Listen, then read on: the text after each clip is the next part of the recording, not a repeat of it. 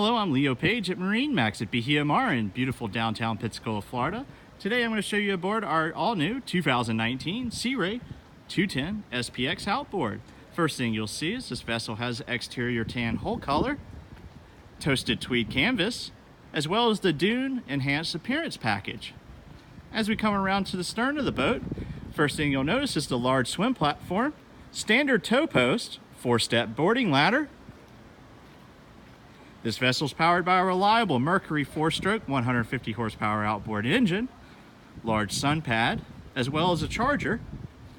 Boarding's made easy through the companionway and step down into the cockpit. First we'll come to the helm, which is equipped with a flush-mounted Simrad 5-inch display, as well as Fusion sound system with Bluetooth. Large bow seating area with recessed stainless steel grab handles and cup holders.